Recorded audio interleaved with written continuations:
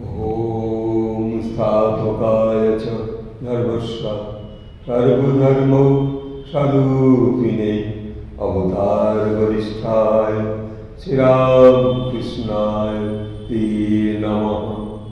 जननीं शरदादेवी रामकृष्णं जगद्गुरुं पादोपद्मे तयोषित्वा प्रणमामि मुहुर्मुहुः। ॐ नमो श्री ज्योतिराजाय विवेकानन्दसूरय सच्चित्सुखस्वरूपाय स्वामिने तापहरिणे। ॐ नमो शिवाय, ॐ नमो शिवाय, ॐ नमो शिवाय। आज আমরা শ্রবণ করব আমাদের দশম অধ্যায় বিভূতি যোগ।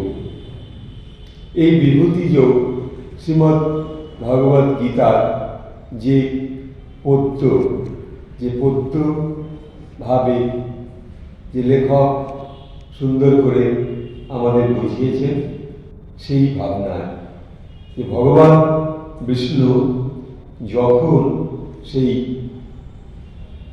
ভাগবত সভায় তিনি দণ্ডায়মান, আর আমাদের স্বয়ং অর্জুন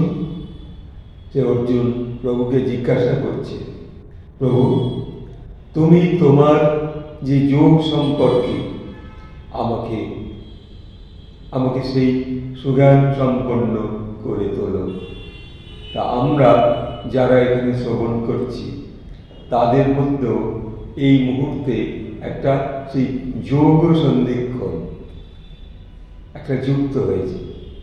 যোগ যেমন সাধারণত ধ্যান করে বসা যায় বা যোগাসনে বসা যায়, যেমনি ঠিক তেমনি এই ভগবানের যে শ্রবণ পাঠ, এটাও একটা যোগ।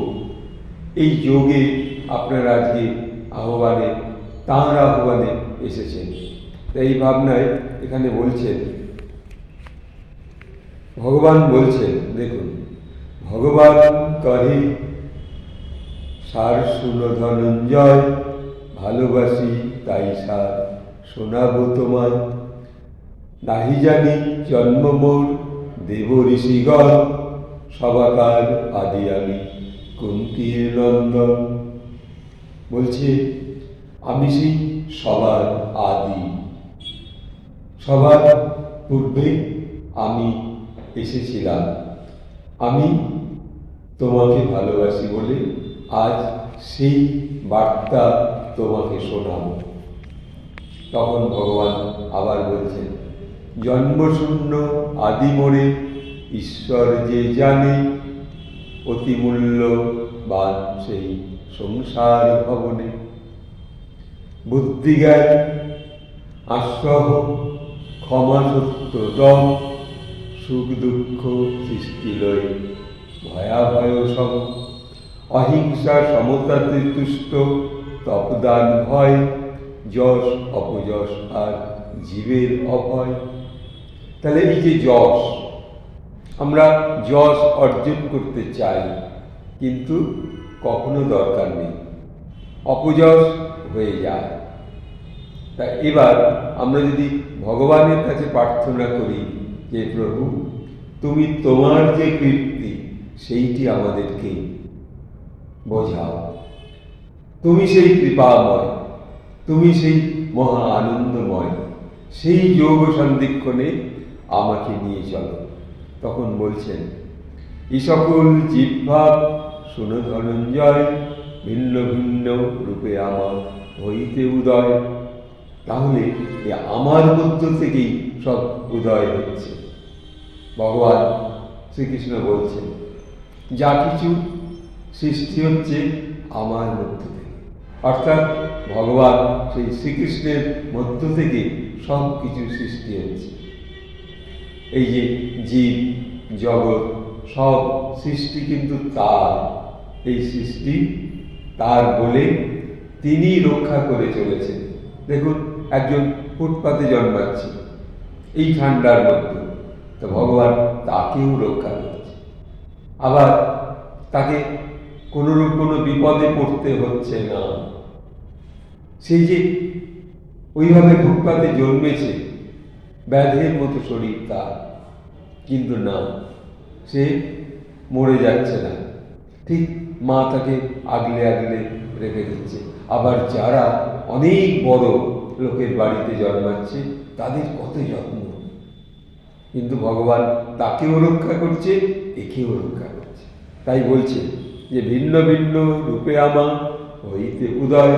তাহলে আমার মধ্য থেকে যারা আসছে, এই যে আমরা যারা এসেছি, আমরা কোথা থেকে এসেছি? আমরা তার মধ্য থেকে এসেছি। ভগবানের কৃপায় আমাদের আশা। এই আশা কিন্তু আমাদের ইচ্ছায় ছিল না। মায়ের পেটে যখন এসেছি আমরা, ওই মাতৃগর্ভে তার আশাতে, তাকে পূজা করব বলে, তার কাছে আমরা পূজা নিবেদন করব বলে, তাকে ভালোবাসবো বলে আমাদের এই আশা। তা আমরা যদি তাকে ভালোবাসি, সেই ভগবান, সেই বিষ্ণুকে যদি ভালোবাসি, তাহলে আমাদের রোগ, শোক, দুঃখ, ভয় সব চলে যাবে। যখন যদি কারো কখনো ভয় লাগে, তখন সে যদি বলে প্রভু আমার যখন ভয় অনুভব হয়, তখন কিন্তু তুমি আমার পাশে থাকো, তুমি আমার, তুমি আমার, তুমি আমার পাশে থাকলে আর কোনো ভয় নেই। আর আমরা কেউ কিন্তু একা নয়, আমাদের পাশে সর্বদা তিনি থাকেন। আর তিনি থাকেন বলে আমরা আনন্দ পাই, হাসি, খেলা করি, ভালো বন্ধু পেয়ে যাই, এবং অনেক খুব প্রিয় মানুষজন আমরা পেয়ে যাই, যে তারা ভগবানের কথা বলবে। তাহলে আমাদের এই ভয়, সংশয় কিচ্ছু নেই। তার কৃপায় আমরা স্বচ্ছ সরল জীবনযাপন করতে পারছি। তাই বলছেন, পূর্বকালে সনকাদি চারিজন ঋষি, ভৃগু ও বশিষ্ঠ আদি সপ্তজন ঋষি আমারই প্রভাব হেতু জন্ম গ্রহণ, যাদের কারণে বিশ্বে এই প্রজাগণ। তাহলে আমার কারণ হেতু তারাই এসেছে। কারা? সেই সপ্ত ঋষি, সেই যে সপ্তজন, তারা কোথা থেকে এসেছে? তারা আমার জন্য এসেছে, আমার কৃপায় এসেছে, আমি তাদের নিয়ে এসেছি, এই সপ্ত ঋষিকে। তাই বলছেন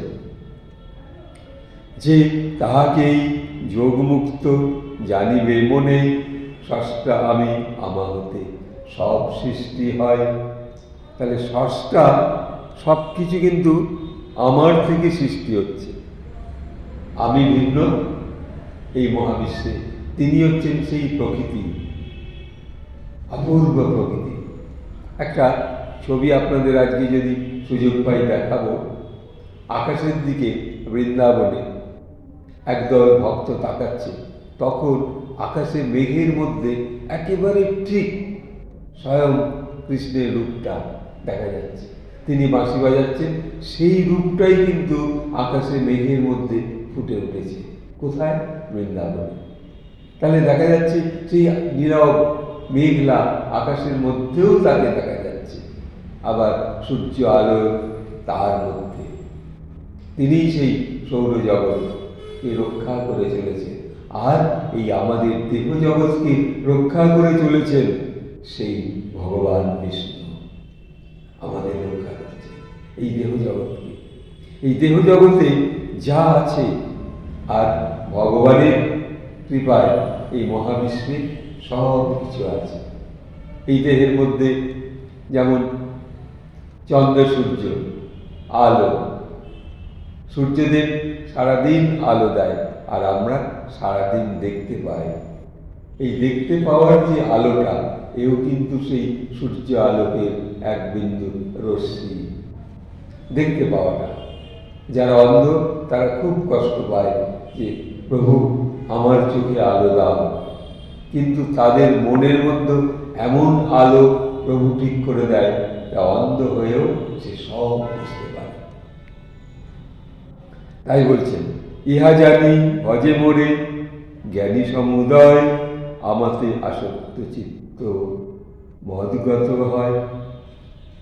আমাতে আসক্ত চিত্ত মদগত জীবন, সদা যারা মোর কথা করে আলাপ। এই যে আমরা তার কথা আলাপ করছি, এখন কার কথা আলাপ করছি? তার কথা, ভগবানের কথা। এখন কিন্তু আপনি আমি আমার কথা বলছি না, বলছি সেই ভগবানের বিষ্ণুর কথা। তাহলে আমার কথা তোমরা আলাপন করছো, তাহলে আবার সেই কৃষ্ণকে আবার একবার প্রণাম করো। হে কৃষ্ণ করুণা সিন্ধু দীনবন্ধু জগৎপতি, গোপীশু গোপিকাকান্ত রাধাকান্ত নমস্তুতে।